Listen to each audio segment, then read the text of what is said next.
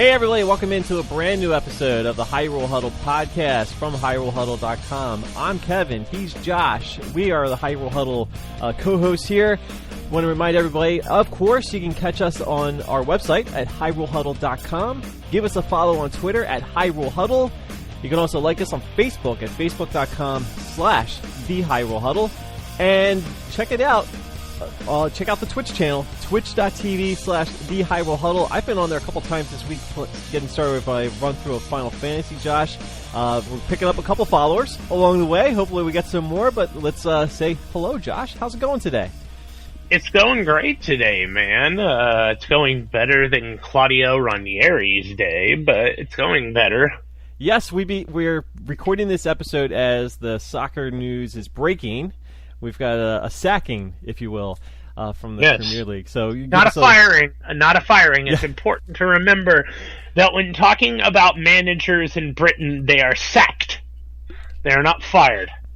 Now, what is the etymology behind that? I have no damn clue. Just an English thing? I think it's just a preference. Mm-hmm. Okay. You know, it's sort of like how I will not say the word on air, but there is a word in America to which you can use to refer to a woman, and it is considered the most abhorrent word in the history of the English language. Gotcha. But in Britain, you can just use it liberally. It's almost like the F word for us.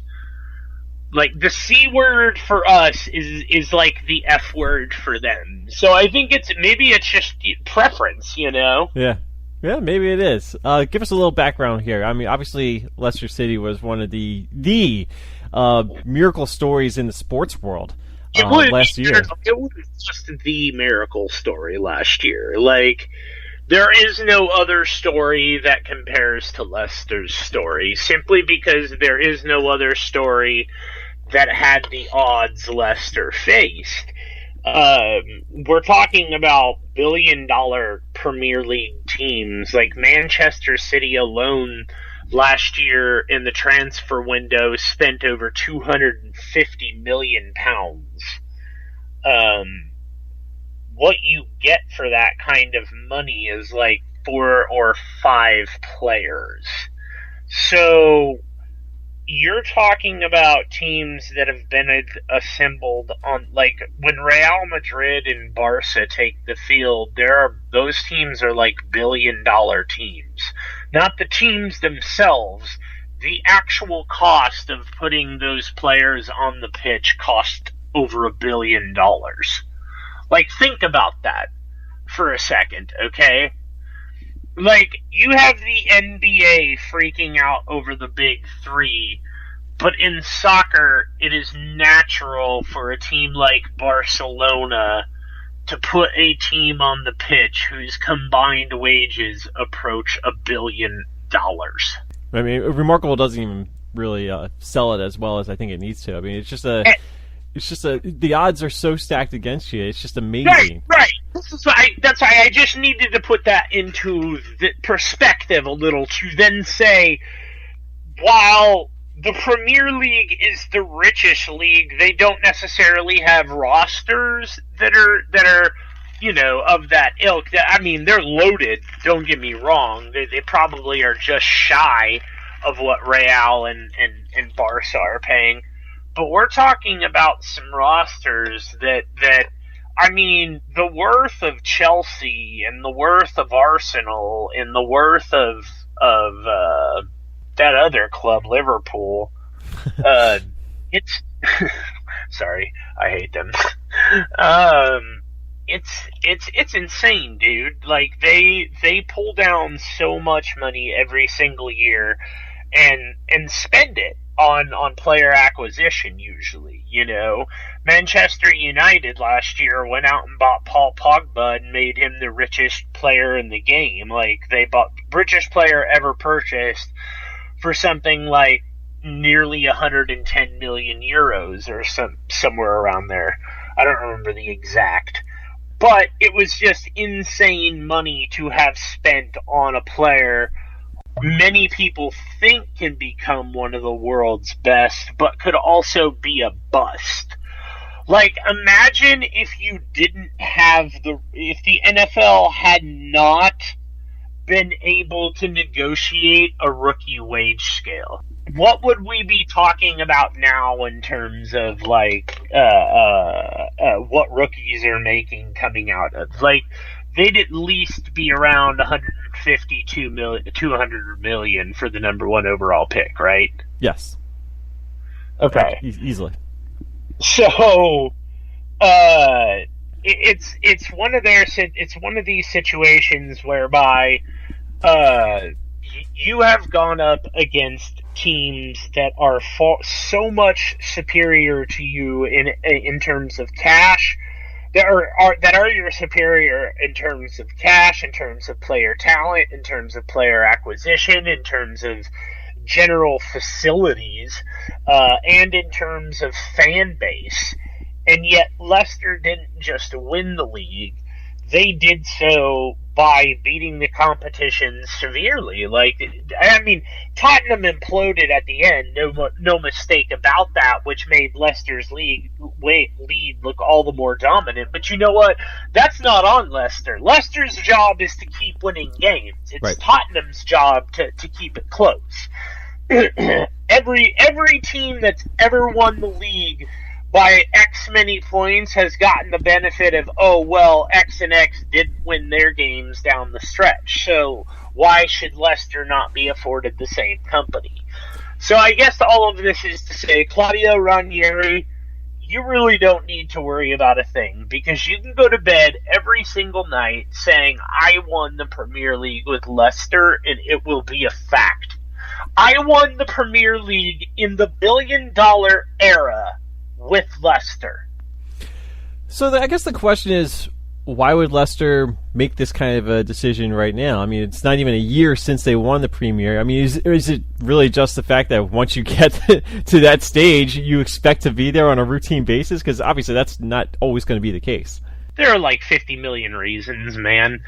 Leicester have very much underperformed this season, but I think and most soccer pundits would agree a big reason that they've underperformed is because N'Golo Kante, who is just a midfield juggernaut, N'Golo Kante got an offer from Chelsea and he took it and he left, and their midfield just hasn't looked the same since, and they never really had a good defense. They just had an excellent midfield, along with defenders who could play when they needed to.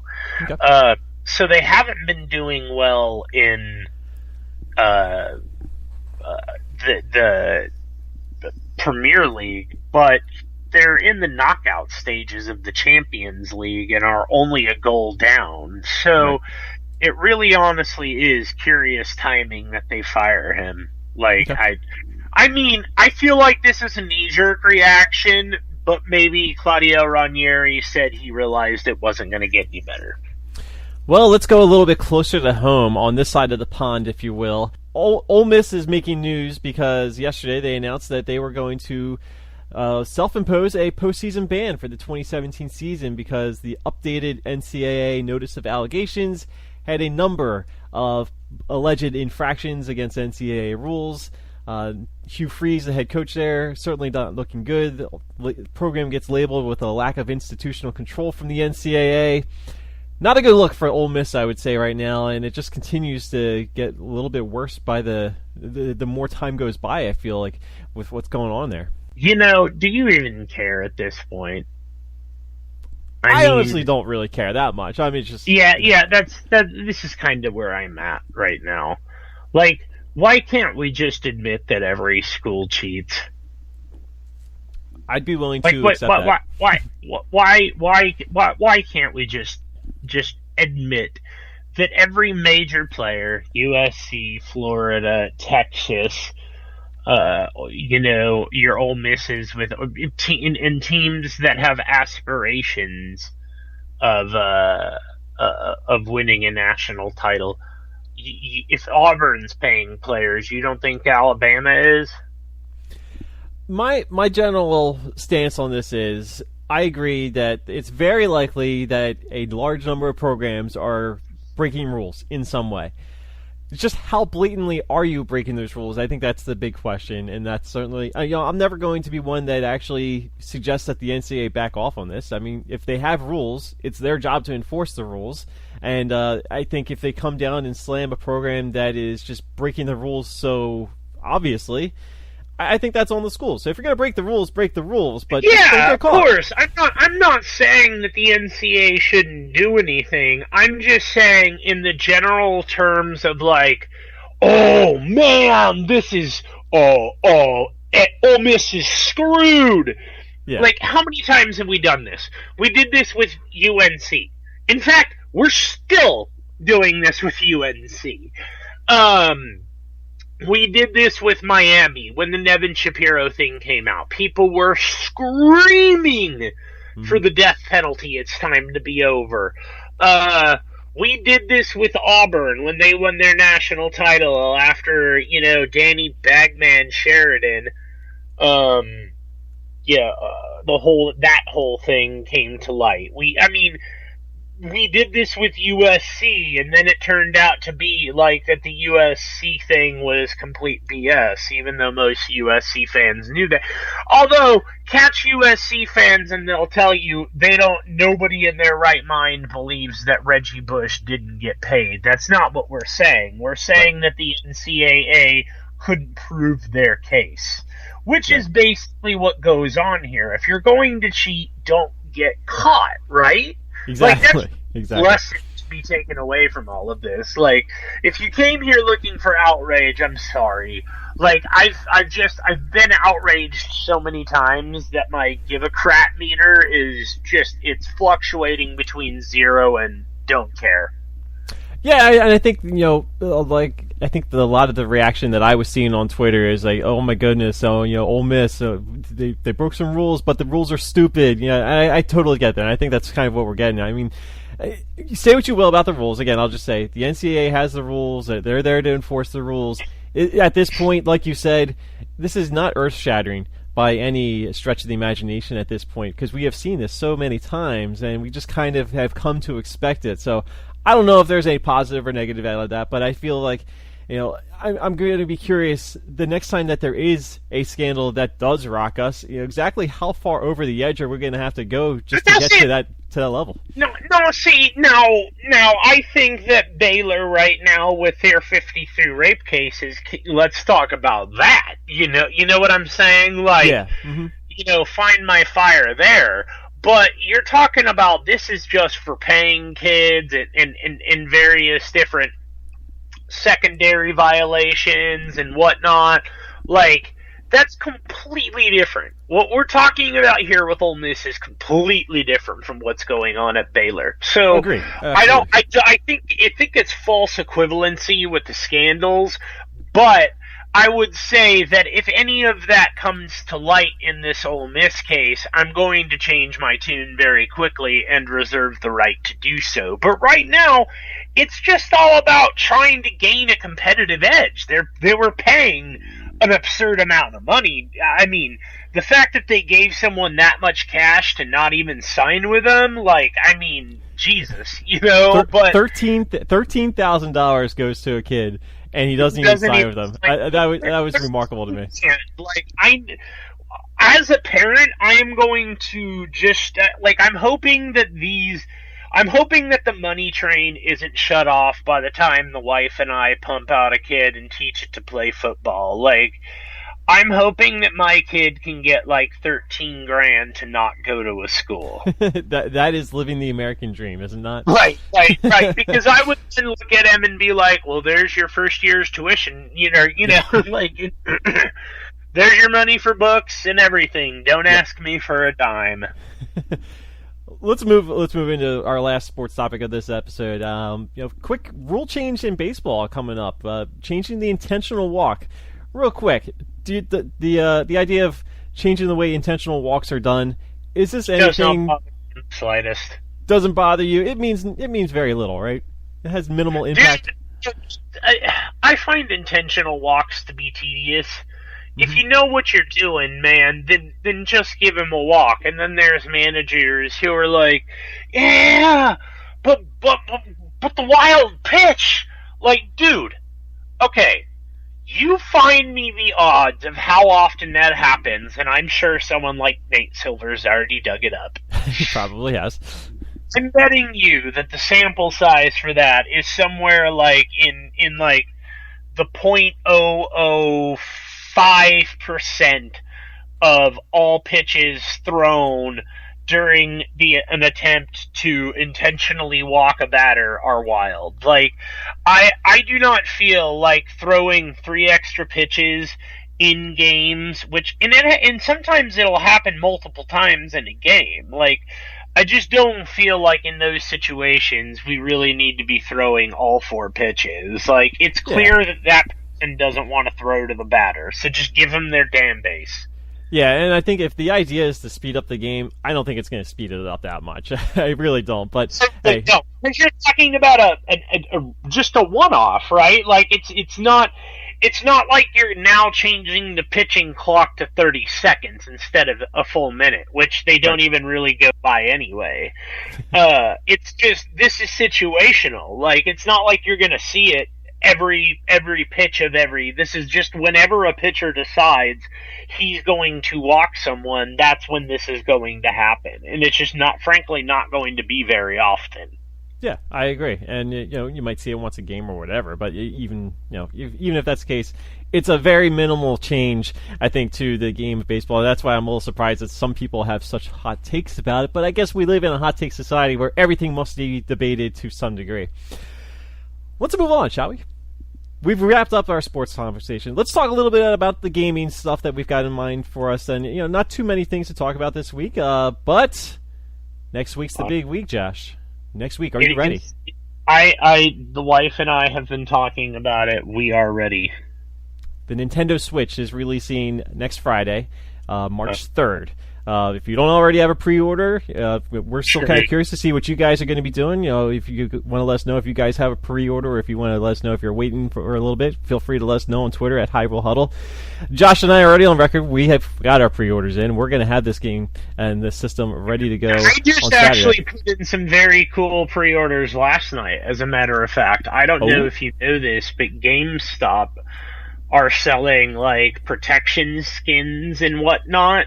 I have seen some. They have Zelda themed protection skins like the Sheikla Eye and Link's I forget what it's called, but you slap it on your old Nintendo Switch and it looks like a Zelda device. We may or may not have pre-ordered those. May or may not. Okay, understood.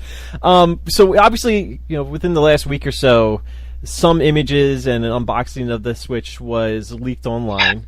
Apparently, it was stolen. I avoided it, so I kind of tried to stay away from it because I like to have that experience. Oh no, I heard that he accidentally got his shipment earlier. Well, maybe the story's changed or something, but I believe that it was reported at one point, at least, that was a stolen system. So I don't know what the whole story is. But regardless of the fact, the images and some video of the things have been put out there, so some people have an idea of what to expect from the user interface, and there's still some questions that have not been answered by Nintendo, including what they're going to do with this virtual console. The interface is so not going to wow you. Like, I was like, oh, that's the interface, huh? Yeah, underwhelming? All right. It's your system. Is it a very Nintendo user interface? Dude, it is. Do you remember, like, Windows 3.0? Yeah. You remember how basic Windows 3.0 was? Yep, I do. Hey, this is kind of like that, but mixed with, like, a little Texas Instruments computer. Like, running and, like... Maybe I just didn't stick around long enough. Like, I watched the whole unboxing, the guy turning it on, going through the setup and everything, and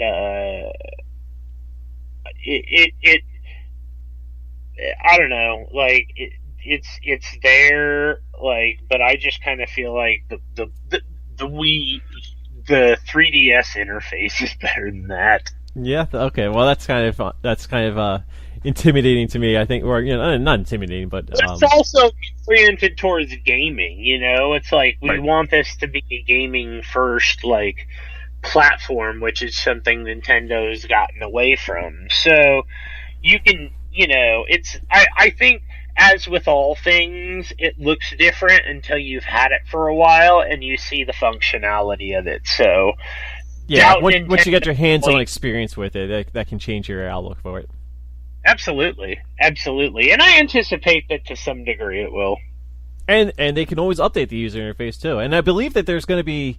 There may be a day one patch that you're going to have to upgrade your system anyway, so that might just be something to be, just think about. What that person got may have been a placeholder, and that's the reason it looks so shitty. It's possible. So just be prepared, because Nintendo's done this before. So if you get it on day one and you unbox it and everything, you get it set up, there could be an update. We don't know that for sure, I guess, but just be prepared, just in case. That's just the Nintendo way. So yeah, we know we're looking forward. We'll probably get a chance to podcast once again before the launch day next week, Josh. So we can talk a little bit more about it, I think, next week if you want. But I wanted to just share quick thoughts, because get to do on-air boxings. You want to do an on-air unboxing? Unboxing, hell yeah! Hop on Twitch or YouTube or something. I'll videotape myself unboxing that bad boy. I've got no problems with it. Yeah, I'll probably do that as well. So we can figure that. We can have a couple unboxing videos. We can maybe I'll hop on the Twitch channel and do an unboxing live on Twitch. There you go. That's an idea. That's an idea. I might do that. We're all about ideas on this show. So what were you going to say, Kevin? I was just going to say, I wanted to just remind people that I've spent a couple hours this week already on our Twitch channel, getting the feed going, playing through Final Fantasy. I'm enjoying it. I can see why this game is, it's pretty simple and straightforward, I think, for its time, obviously. But I'm having some fun with it. The music's pretty cool. The action, I'm still kind of going blindly with this thing, so I'm still missing some things. And I went back and watched the first few minutes of the stream I did earlier today, and I completely missed a secret that was right in front of me. So I know the next time I hop on and do the stream, I'm going to have to go back and backtrack and just explore that secret that was kind of right in front of me that it just went over my head. But it's been fun, so I just want to remind people to check it out. I don't know the next time I'll be able to get a chance to go on, but I highly encourage, if you just want to sit back and relax and watch me play some Final Fantasy, hop on board.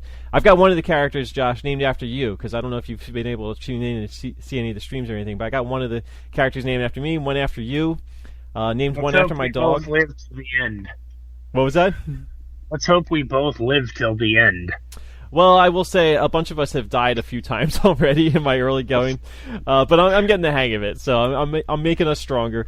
I named one of the characters after somebody that was in the chat, because I just went into the chat and said, hey, anybody want this character named after them? And somebody hopped right in, so we got a Greg. Someone named Greg is following us, and he became one of our characters. Thanks to Greg. Yes. Greg, you are helping us grow literally one listener at a time. We're trying, but it's going to be some fun. I'm just happy that I'm finally getting the Twitch channel. Now that I have the password, and I'm going to link it up to my Amazon Prime so we get some Twitch Pro features. Yeah. And I just picked up Rise of the Tomb Raider. I may Twitch that. Sweet. That's awesome. Go for it. I've been looking forward to giving that game a go. Well, basically, we'll try to let people know anytime one of us is going to go on Twitch. Just hop on Twitter or something like that, and just put out a notice, say, "Hey, we're going to be going live. Feel free to tune in. This is what we're playing," and stuff like that. So we're slowly getting back into Twitch and making that more of a regular feature for the site. But yeah, we'll continue doing that as well. All right, so we've done the sports. We did the gaming. Let's get into the pop culture stuff, Josh. We got some things to talk about, just kind of some news updates and some updates on some films that I know that we're going to be particularly interested in. real quick, I'm going to start off with the fact that we have the production for our new Star Wars story movie with Han Solo has begun production. Please tell me you've seen the Josh Gad videos.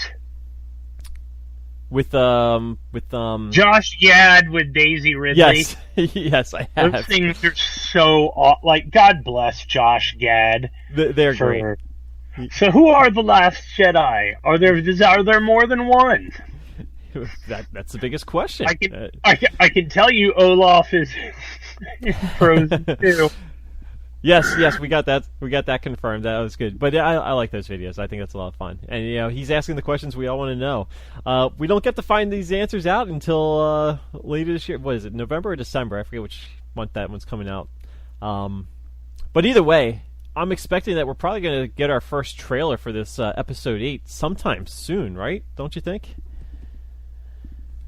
I would think that the first trailer is going to come soon enough, but Disney a lot of the times will surprise me. Disney a lot of the times will surprise me and put things out sometimes in snippets. They have, like with Marvel, all of a sudden they'll just drop it on the internet, So like it'll just be there one day via Twitter. Those are the kinds of things that Disney's kind of been known for in this era. So I'm kind of hoping that we get our first teaser snippet on Twitter or on the late night with Jimmy Kimmel, because that dude seems to get everything. Because he happens to helm the ABC show. Surprise, surprise. So I think we'll get it here soon. I really do. I would think so. It's coming. Yeah, I know. I would think if you want to look at the calendar, when's the next Marvel movie that's coming out in theaters? Is it which one? I guess it's Guardians, right? Guardians of the Galaxy. Guardians of the Galaxy in May. So I would imagine. Well, May might be a little bit late, but I would imagine.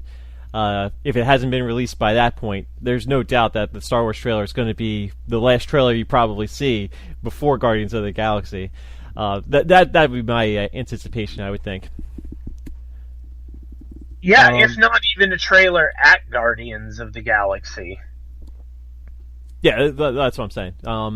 Okay. When you go to see Guardians of the Galaxy, the last trailer you see in the theater might be the Episode 8 trailer, unless they want to throw in another Marvel movie after that one. But I would imagine there's no way they're going to release Guardians of the Galaxy and not have a Star Wars trailer to go with it. I mean, that just seems to be the cycle. Star Wars hypes up the Marvel hypes up the Star Wars. It's an endless cycle for Disney and their wonderful production factory there. I would imagine we're probably going to be getting a trailer for the new Justice League movie as well soon. Zack Snyder's already on record saying that a new trailer will be coming soon. I would imagine he probably wants to get that out before the Wonder Woman movie comes out. But DC kind of does their own little thing, and we'll see what happens with that.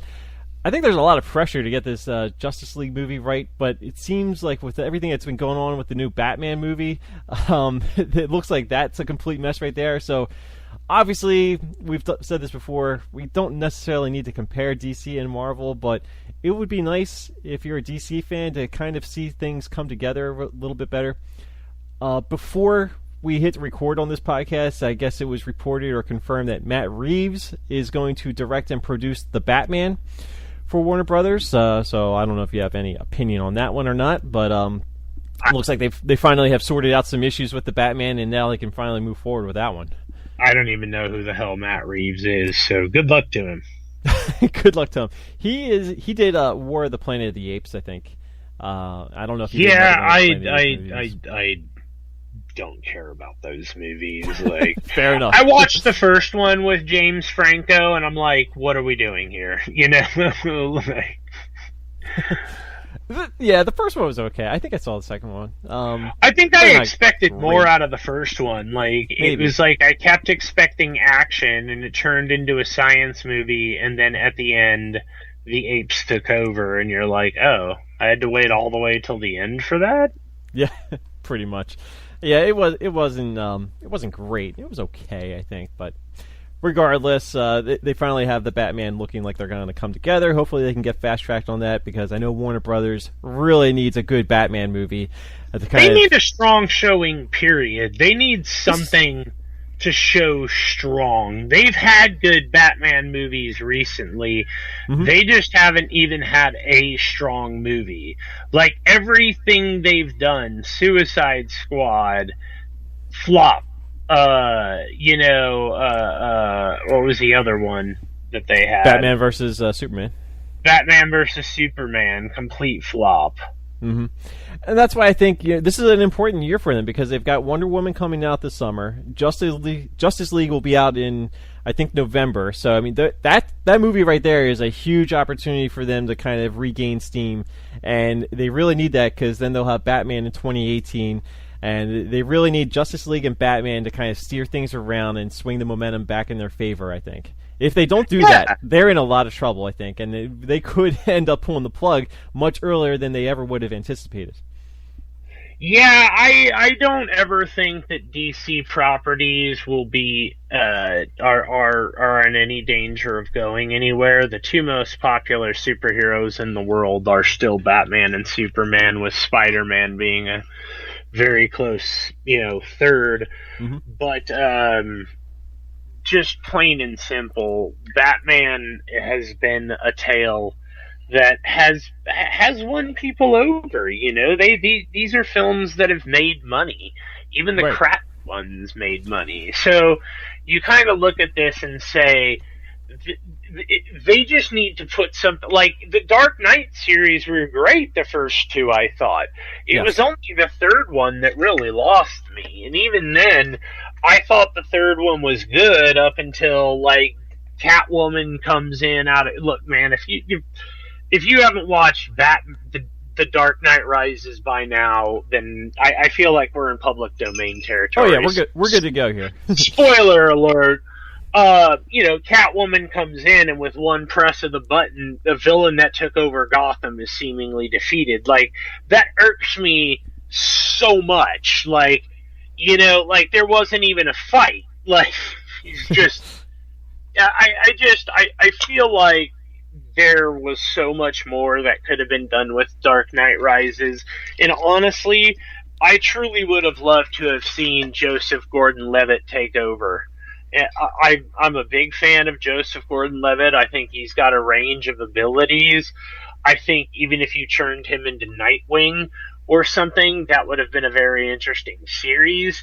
But instead, they decided, okay, we're going to make Batman Ben Affleck and let him do whatever he wants with it because he's Ben Affleck. Like, I don't like it. And Ben Affleck screwed the pooch on it, as per usual, man. Like, he's just not good with superhero stuff. Like, and I don't get it.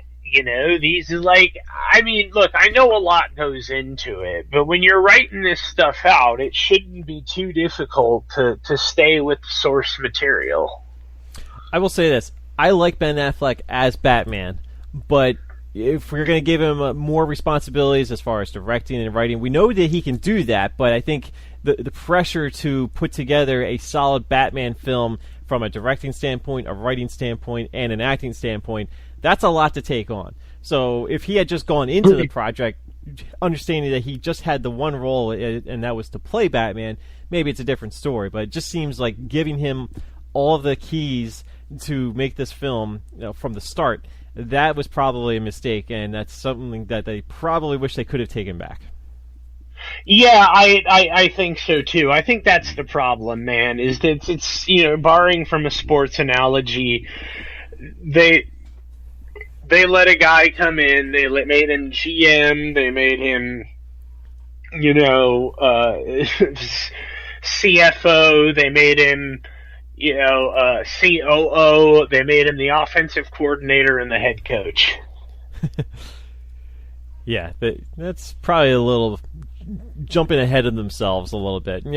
Hey, you know what? Ben Affleck, like I said, he's proven that he can direct, he's proven that he can write, and he's proven that he can act, but can he do all of those three things at the same time in a franchise and a cinematic universe that is in desperate need of not striking out? That's a tall order. But again, we'll see what happens with it. Like we have suggested, though, we do have much more faith in what Marvel does with their properties that they have the exclusive hands on. There's been a lot of good stuff happening with that. We know coming up now, we've got a Thor movie coming out. Tom Hiddleston is coming out, and he's kind of hinting at the relationship that Loki is going to have with Doctor Strange. So I don't know if this is confirmed or not, but is Doctor Strange in the upcoming Thor movie? Have you heard anything about that? Really? You don't know if that's confirmed? I honestly didn't. Did you watch Doctor Strange? I did. You didn't stay till the end, then, did you? Oh no! I did see the post-credit scene. I didn't know if that was a definite. Well, obviously. I mean, that's exactly what he was saying. It was showing like, okay, so you and Loki came here to do this, and if I help you, you'll leave Earth immediately. Oh, okay, I'm in. You know, where do we begin? Yeah, that's it. What it looked like it was hinting towards is exactly it. Of course, yes, they're getting Benedict Cumberbatch involved early. We're gonna see. This is going to be a little bit of Planet Hulk, a little bit of a buddy road trip, interspace road trip type movie, and you know, I'm flippin' excited for this film. Like I truly am. Like I can't wait for this movie.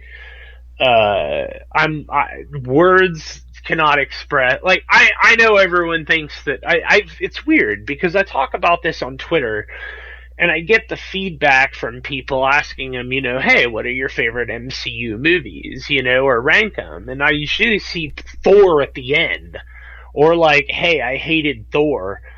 All of them are good aside from the Thor movies. And I never got that. I truly never have. I really enjoy the Thor movies. In fact, I thought Thor 2, The Dark World was absolutely amazing. Like, I thought that scene where, you know, Frigga, Kate Blanchett, was that right? She was Kate Blanchett?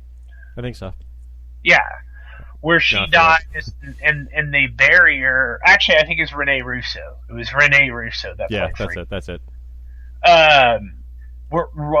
So Rene Russo is, you know, buried, and they have they're letting off these little flower lights and shooting fires as, you know, the ship takes her off to Valhalla. And I don't know, man. I just think the Thor movies are so damn interesting because the cosmos is like, for me, it's the fabric of the Marvel universe. You know, a lot of stuff happens in New York City and everyone thinks, you know, that's where all the good stuff's generated, but it's the cosmos is where all the epic battles happen, and that's all of Earth's biggest threats come from the cosmos in the Marvel universe, and you have to set that up. You know, you've got to do that, and the best way to do that is with Thor because he's from Asgard, and now just adding Strange into it, I'm thrilled beyond belief, man. I truly am.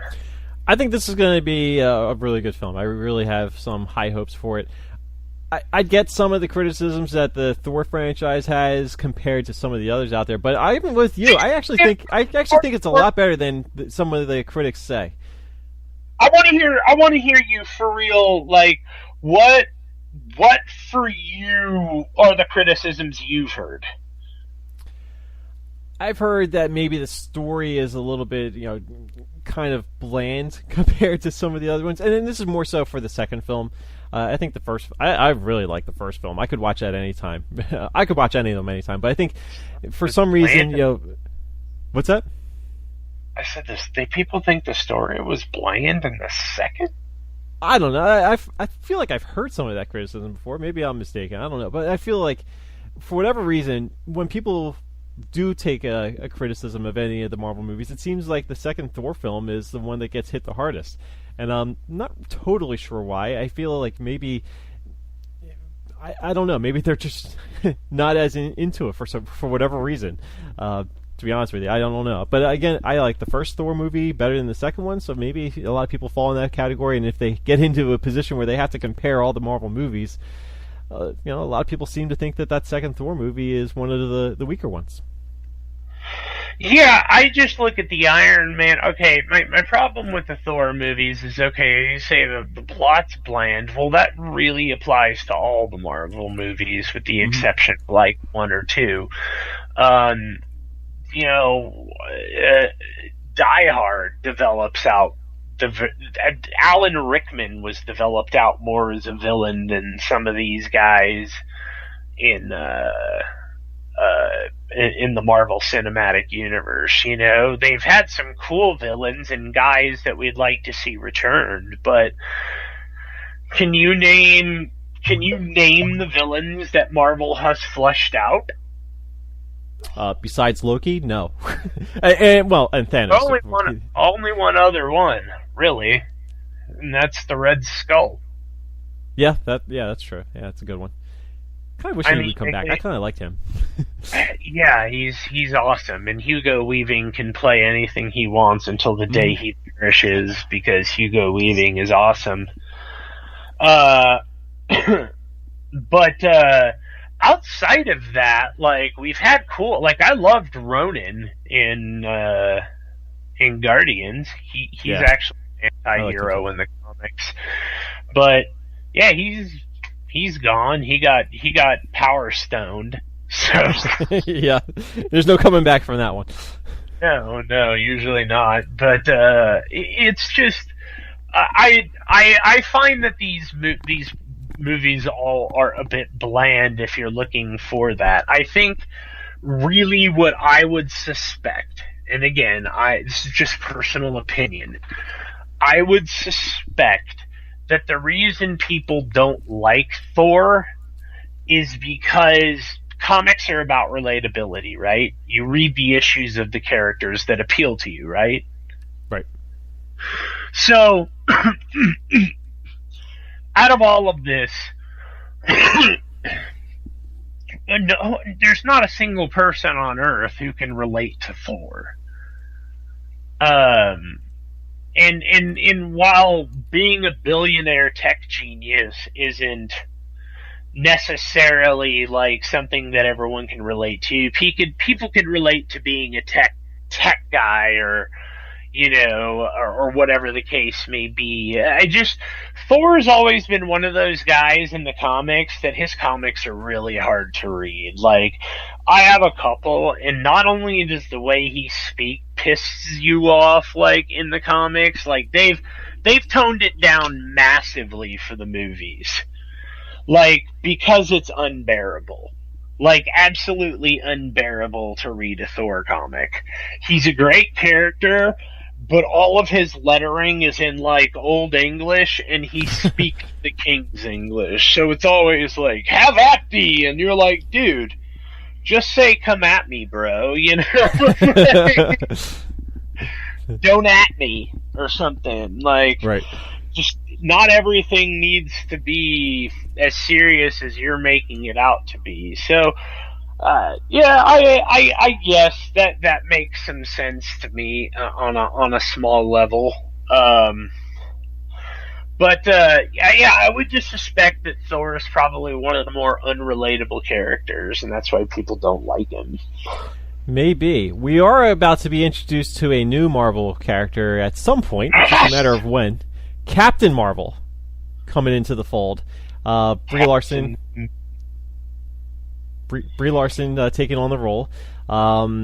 We don't know if she's going to be, or we don't know exactly when she's going to be introduced. The rumors are that she's going to be introduced in the Avengers Infinity War, and then she'll obviously have her own solo film, I believe, scheduled for 2019. So now we're getting a chance to hear Brie Larson talk about the character a little bit, because if she's going to be Infinity War, she obviously is getting into the act right now as that movie is moving forward with its production.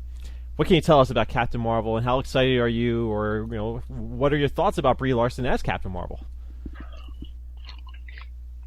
Well, I have Captain Marvel tattooed on my body.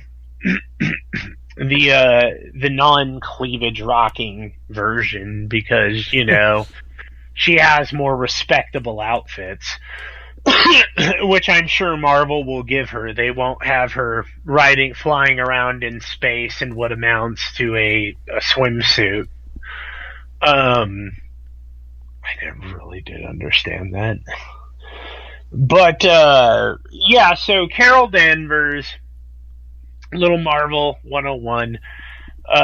Carol Danvers was imbued with the power of the Kree, which after the original Captain Marvel, pronounced Mar-Vel was how his name was spelled, with 2 L's. He died, she picked up the mantle, and pretty much handles intergalactic threats. She is a very powerful superhero. She has the ability to shoot bursts of just pure energy from her hand, as well as flight. And here's an interesting, fun mix. The reason that Rogue is able to fly is because she latched on to Carol Danvers and drained her powers so much that it gave Carol Danvers amnesia. She didn't even know who she was, and she had to rebuild her life together. Actually, she became known as Warbird during this period. Had to put her life back together, and that's how Rogue of the X-Men gained the ability to fly, is because she drained so much of her power that some of it became permanent. She gained her super strength and all sorts of stuff. The more she never had that stuff until she drained Carol Danvers. Huh. All right, then. Now of course, I believe Rogue was being controlled by Mystique because, it's never straightforward in the comics, is it? Well, unfortunately, we're not going to see Rogue or Mystique or any of the other X-Men in the Infinity War. Which I guess... I will say, let me say this about Brie Larson. Did you like her in Community? Didn't really watch Community. Okay. Never got into that show. I really enjoyed her. No, that's Allison Brie. Who has Brie Larson played? Brie Larson, I should probably look this up real quick. I am. Let's see. IMDb. United States of Terra and Raising Dad. Neither of which I am familiar with. Yeah. Oh, she was in 21 Jump Street. As what? The remake. Oh no, she was in Community.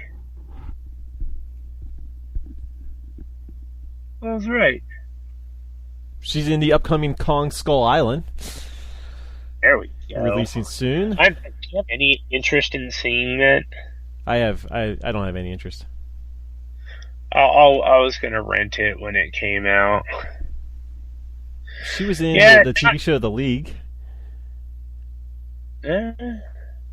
So yeah, I don't know. It looks like she does some stand up and such. I would say that Marvel absolutely knows what they're doing, and Brie Larson has, just even on her IMDb photo, has that look of Captain Marvel. I think she'll do a fantastic job with it. She's one of the key characters. She beat up any of the boys in the X-Men, and I just think that everybody understands how important this role is. I'm sure Marvel knows what they're doing. Like I said, I have a tremendous amount of faith in them with what they've been doing so far, with what they have, and I'm looking forward to what they've got going forward. So, it was just another character I'm going to kind of get myself familiar with as we move forward. I didn't know anything about the Guardians of the Galaxy. Turned out to be my favorite Marvel movie so far. So, maybe the same thing will happen with Captain Marvel. We'll see. I just want to say, it's like, the phrase, she's a bad bitch. Like, this chick, Captain Marvel, is such one of my favorite characters because not only is she fiercely independent, but she can and has absolutely thrashed some of the best villains and heroes that Marvel had to offer. Like when Civil War was going on, she was just a ruthless enforcer for America because she believed in the Registration Act because she has a military background, originally being a member of SWORD, which is like SHIELD, but they monitor outer space and alert Earth of any potential threats coming in. So she has that mindset. She's fiercely independent, and she just can't kick enough butt. Like, it's kind of awesome. So, I'm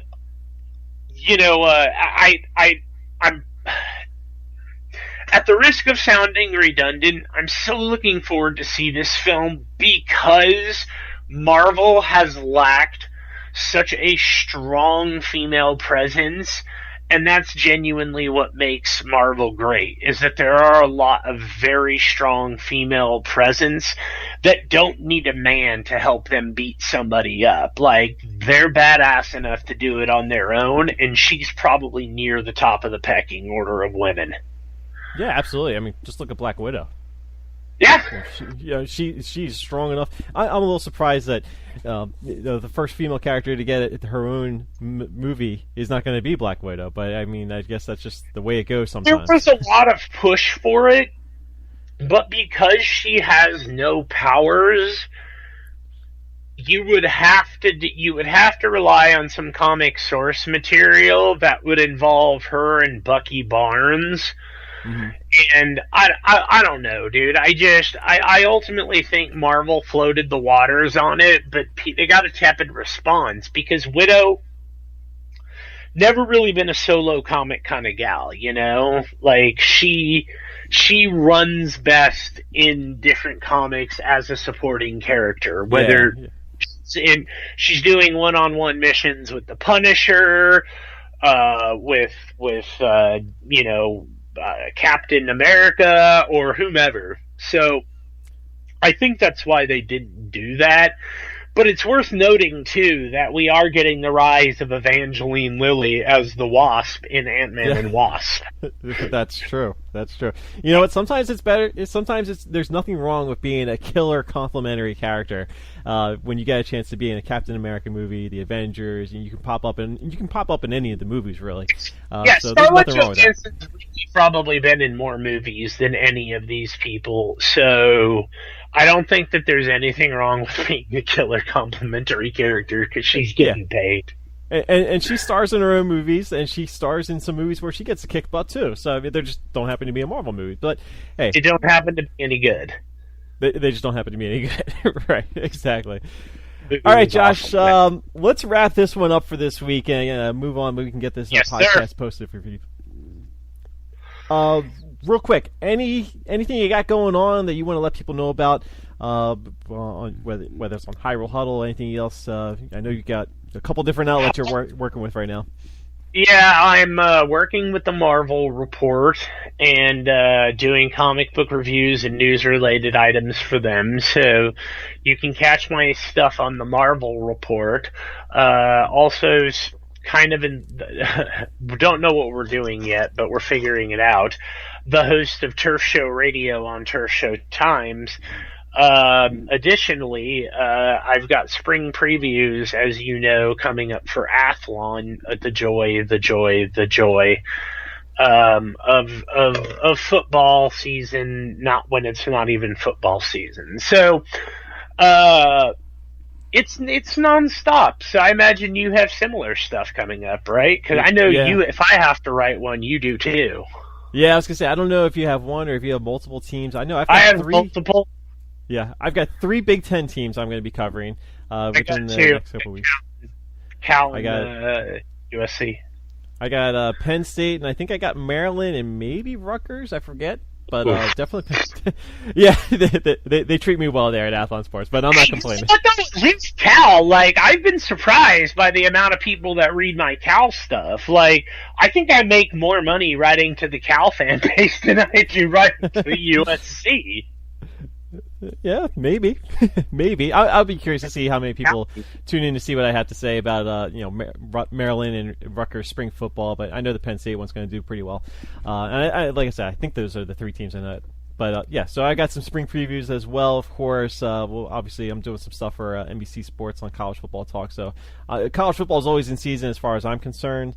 And then, of course, right here at the Hyrule Huddle, I'm going to be doing some more streaming in the next couple of days, maybe a couple of days next week.